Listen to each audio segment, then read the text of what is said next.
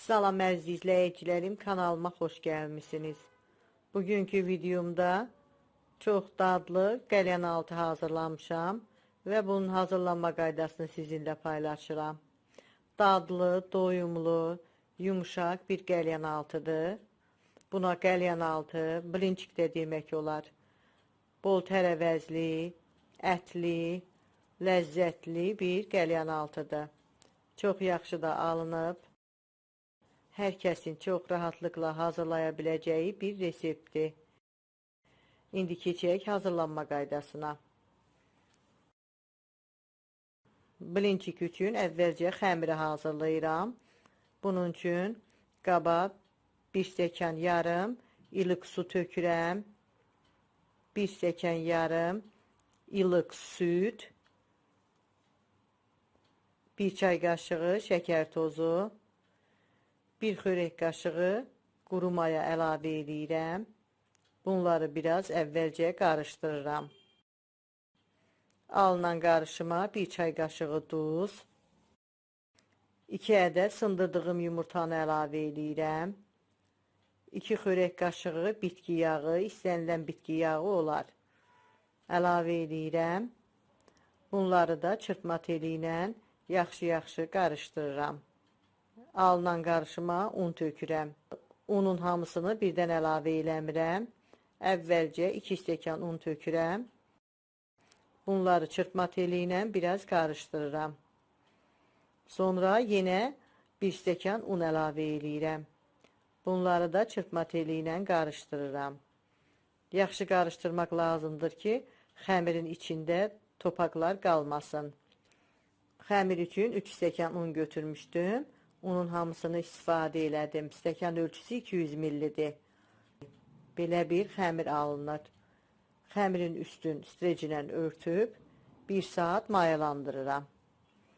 Xəmirim artıq mayalanıb. Mayalanmış xəmiri biraz qaşıqla qarışdırıb havasını çıxardıram.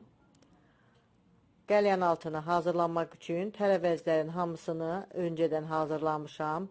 Bunun üçün xəmirə doğradığım qırmızı, yaşıl biberləri əlavə edirəm. 1 ədəd orta boy soğanı xırda-xırda doğramışam, onu əlavə edirəm. Doğradığım keşniş, şüyüdü əlavə edirəm. İstənilən göyərtini doğramaq olar. Toyuq sinə ətini duzlu suda bişirmişəm, əlimlə didmişəm. Onu əlavə edirəm.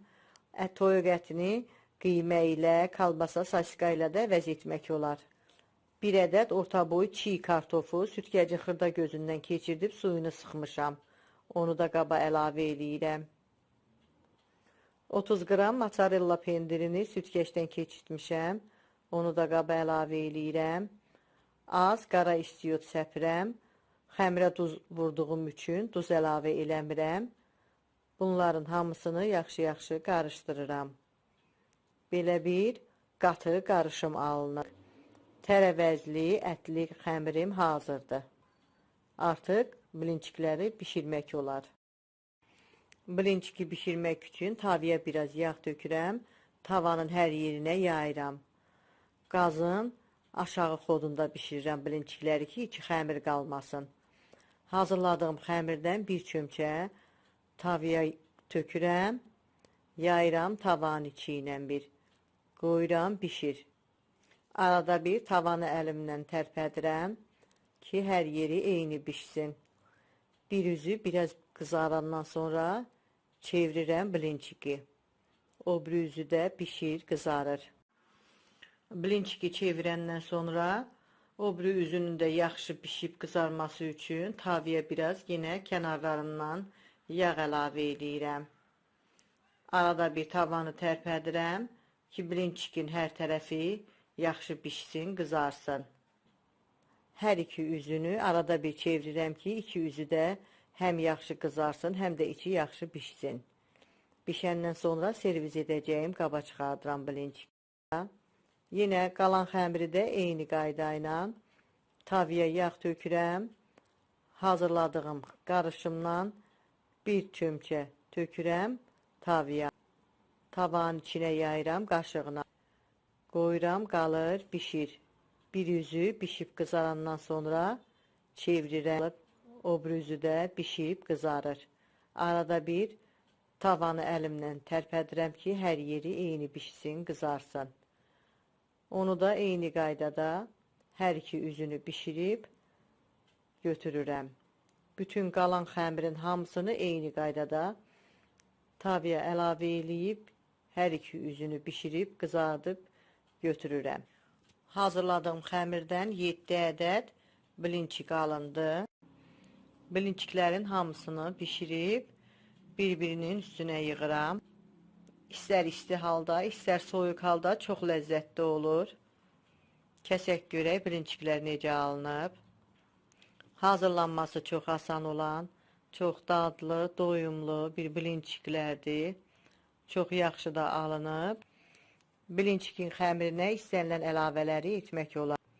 Çox asan hazırlanan bir reseptdir. Əsas bilinçikin xəmiridir. Bilinçikin xəmirini hazırlayandan sonra soyuducuda olan istənilən ərzaqı doğrayıb, xəmirə qatıb, bilinçiki hazırlaya bilərsiniz. İstənilən ətlə, ətsiz də olar, sadəcə tərəvəzli, göyərtili də hazırlamaq olar.